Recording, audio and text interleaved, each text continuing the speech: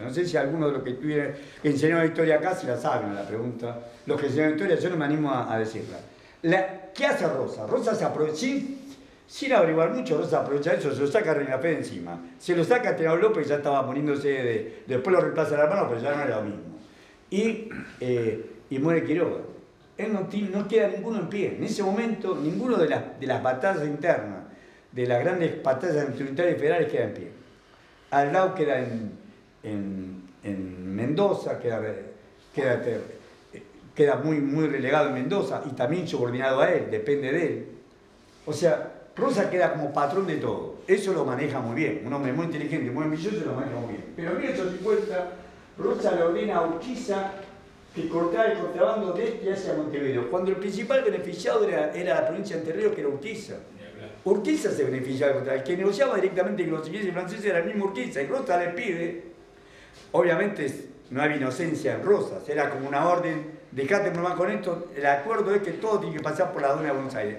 Urquiza, sin plantearse como se planteó Ferré en 20 años antes, que hubiera un acuerdo por escrito, que se distribuyera la renta, se olvidó de la renta de Buenos Aires, sacó su propia renta por los puertos que daban eran pequeñas embarcaciones, podían desembarcar en cualquier puerto de tanto el río Paraná como el río Uruguay, lo que sea Entre Ríos. Y también, ya Uruguay era independiente, recuerdan que en 1825, la campaña de los 33 orientales, que también la bancó Rosa. Rosa fue el que bancó a La Valleja, a Oribe, a los 33 orientales, que salieron de acá de San Isidro, lo hablamos otra vez, fue Rosas el que le puso los caballos, el arma, los alimentos, bueno. O sea que, pero en 1850, 25 años más tarde de los 33 orientales, Rosas se encuentra con que Urquiza, que era su federal y su segundo, que Urquiza tenía vuelo propio y que no lo respetaba. Entonces le da esta orden no inocente a Urquiza. Urquiza acuerda una alianza con Corrientes, con la provincia de Corrientes y con Brasil, con el imperio portugués. El gobierno imperial se comprometió a financiar su campaña y transportar sus tropas en buque. O sea que Rosa tenía en Caseros presenta 22.000 hombres. Uno de los problemas que tenía Rosa con los demás dueños de estancia, que le sacaba a los gauchos para el ejército de él. O sea, Rosa sacaba a los gauchos que sabían montar, Rosa lo utilizaba como ejército propio de él. Para la mazorca, la parte de la policía interior, y como gaucho para defenderlo a él. Gaucho para si tenía que pelearse, por ejemplo, con Urquiza. Eran los propios gauchos de las estancias que Rosa reclutaba en su ejército. También alto costa, que mantener 22.000 hombres. 22.000 haciendo tareas. Lo haría hacer tarea de campo, pero básicamente eran tareas militares para el ejército rosista. Rosa defendió la independencia de los estancieros porteños. Esto decía Rosa. Orden por sobre todas las cosas, contra los perturbadores de adentro y de afuera. Más o menos como Milei, que dice que los que fueron a manifestar contra la ley base eran todos, bueno, Rosa lo mismo. O sea, él decía, como si fuera el único, como el dueño de todo fuera él. Orden por sobre todas las cosas, contra los perturbadores de adentro y de afuera. Recuerden que le decían restaurador de las leyes porque había restaurado todas las leyes que se habían... La ley de 1815, la de ley de vagancia, la restaura él. O sea, el restaurador restauraba todas las leyes que le servían a los dueños de la pampa húmeda. Termina siendo él. En Argentina, Rosa se construyó una sola institución capitalista, la estancia.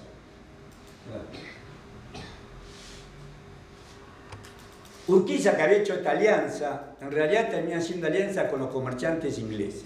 Por eso Inglaterra siempre está detrás de todo esto. Urquiza enfrenta a Rosas apoyado por los comerciantes ingleses. El incipiente, como le llaman Cantín porteña, debe salir Mitre. Los federales del interior, para colmo, Urquiza, ahí pelea el Chacho Peñalosa. En la batalla de Caseros, pelea el Chacho Peñalosa. Y ya antes había tenido varias peleas contra Rosa, porque el caudillaje del interior, que estaba totalmente empobrecido, y no se dejaron convencer como Facundo Quiroga, el Chacho, de alguna manera es el sucesor en La Rioja de Quiroga, pero no se deja convencer por Rosa. Es más, sabe que el principal enemigo de Rosa y lo enfrenta con chuza en mano, lo enfrenta con su gente a Rosa, enfrenta al puerto de Buenos Aires. ¿Y qué hace? Se pone bajo las órdenes de Urquiza. Hay cartas después de Caseros, del Chacho Peñalosa a Urquiza, para que Urquiza se ponga al frente de todo el interior contra el puerto de Buenos Aires. Porque el puerto de Buenos Aires, ahora vamos a ver que seguía teniendo preeminencia, O sea, triunfó Urquiza militarmente, pero los comerciantes ingleses y esta incipiente burguesía porteña va a ir manejando el puerto sin Rosas. O sea, si el problema era Rosas, el problema era el puerto, no Rosas. El puerto lo seguían manejando ellos. La pregunta.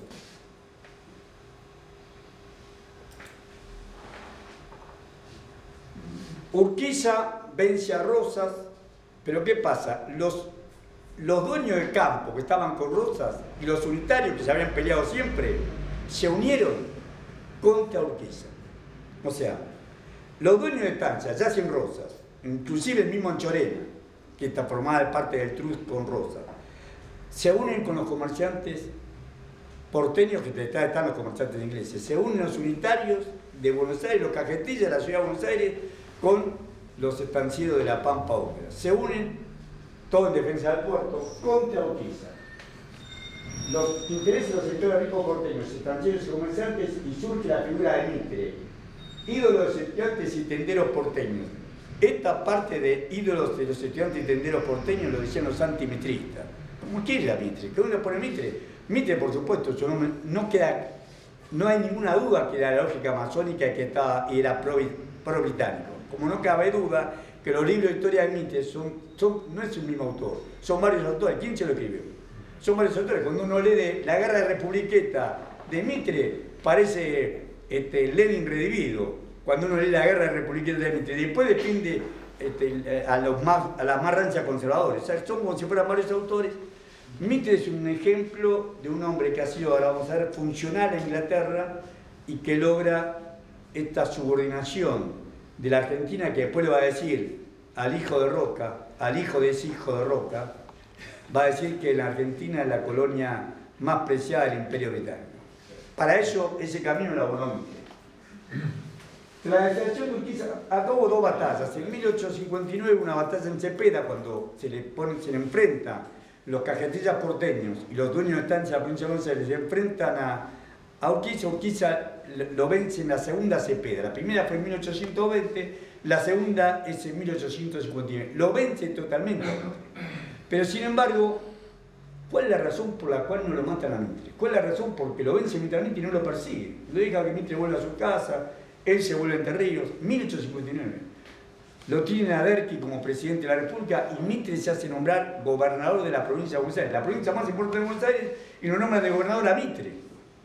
Esto después cuando vemos en la historia que se repite, uno dice, ¿cómo siempre puede ser que esté permanentemente hace 30 años en la Argentina ese tipo se repitan permanentemente? Todas nuestras políticas, ¿por qué se repetían los Alchogaray? ¿Por qué se repiten tipos? Y ahora, ¿por qué se repite Caputo? ¿Quién lo pone? ¿Por qué se repite Caputo después del desastre de la guerra? O en la política lo mismo. ¿Por qué se repiten figuras políticas como las estaciones del año? ¿Quién lo pone? Hay un poder detrás. Obviamente hay un poder detrás. Esto explica por qué Mitre lo nombran gobernador de la provincia de Buenos Aires y Urquiza le deja 2 años, porque Cepeda fue en 1859 y lo deja armarse a Mitre. Mitre había sido derrotado, lo deja armarse a Mitre, lo deja armarse a los porteños para enfrentarlo de vuelta en 1861 en Pavón. En la batalla de Pavón, la caballería de Urquiza había destrozado la caballería porteña. La infantería porteña, peleando contra los gauchos, mejor armado, le había ido mejor. Pero era obvio que Urquiza tenía 4.000 hombres enterrianos de reserva para entrar en el combate. Lo miró desde arriba y se fue. No los usó. ¿Qué? No los usó. No los usó. Con 4.000 hombres de reserva, una guerra pareja, porque si bien la caballería había demandado la caballería porteña, porque lo que se llama gaucho, la infantería era distinto porque estaba mejor armado. Y sin embargo, Urquiza ¿cuál es la razón por la cual Urquiza se retira de Pavón? Se va de Pavón. Esa es la pregunta. Y le deja a Mitre todo. Ni Mitre sabía que había ganado. La historia cuenta, varios autores te cuentan. Yo leo a Ragnani, pero vean cualquier autor de historia, se van a decir la confusión que había en esa batalla, que ni Mitre se había dado cuenta que había ganado. Se da cuenta que había ganado cuando se retiró con su poncho blanco Urquiza. Ahí se da cuenta que había ganado. Bueno. Se hizo cargo del Poder Ejecutivo Nacional. Su primer objetivo fue remover las autoridades provinciales federales para garantizar la subordinación de todo el país al modelo de integración que se sujetaba a su vez al capital británico. a lo que se sumó después la guerra del Paraguay. Yo quisiera detenerme un segundo acá, miren. Estamos diciendo, los dueños de la estancia se terminan arreglando con los comerciantes. Comerciantes porteños muy ligados a los comerciantes ingleses. Aparece la figura de Mitre, un hombre sumamente inteligente, no vamos a alegar su inteligencia, con ninguna destreza militar. Cuenta la historia que estaba detrás de una muralla y decía, ¿qué está haciendo, general? Ahorrando sangre. Ni estrategia militar, ni valor para el combate. O sea, no tenía ninguna esa característica. Pero sí un hombre terriblemente inteligente que era funcional al poder incipiente entre esa amalgama entre los comerciantes porteños e ingleses. Este hecho de Mitre va a usar a los mayores esbirros, eran uruguayos de nacimiento. ¿Se acuerdan que habían apoyado a Venancio Flores, que son Arredondo, Paunero y Razábal, todos asesinos, como decir Camps, Videla y Echecolat? Camps, Videla y Echecolat creo que son pálidas sombras al lado de lo que eran Paunero, Arredondo y Razábal, que eran asesinos que habían estado bajo las órdenes de Venancio Flores en Uruguay y que ahora estaban bajo las órdenes de Mitre. Esto lo manda a reprimir a los caudillos del interior con una hábil propaganda. Como eran pobres, son bandoleros. O sea, la historia oficial eran que eran todos bandoleros. Claro, apenas si tenían armas, vivían de la caza y la pesca, estaban en la mayor de la pobreza. Apenas si podían mantenerse como soldados. No, son bandoleros, un pobrerío, es la chusma. Es la chusma y le mandaba a estos esbirros generales para reprimir. Te pido lo que dice Chacho Peñalosa. Chacho Peñalosa se retira en Pavón 1861, al Chacho lo van a matar en 1863. La principal causa de la muerte del Chacho, claro, se retira Urquiza y lo que habían enfrentado a Rosas y al puerto de Buenos Aires quedan expuestos. Se retira Urquiza, que era malo bien, era el mayor contrapeso, se va a vivir a su estancia del Palacio de San José y quedan expuestos los gauchos que habían enfrentado mano armada al puerto. Nunca fue la República teatro de una matanza tan formidable. No hay provincia que no cuente con una hecatombe. No hay pueblo que no lamente un crimen. Son víctimas de este gobierno. Todos argentinos fusilados y lanceados en la provincia del interior, desde que el señor Mitre a la presidencia hasta hoy. Rivas, Paunero, Arredondo, Razábal, Sandes y todos los jefes que han formado parte de las expediciones al interior para someter a los pueblos al despotismo militar de Mitre pueden dar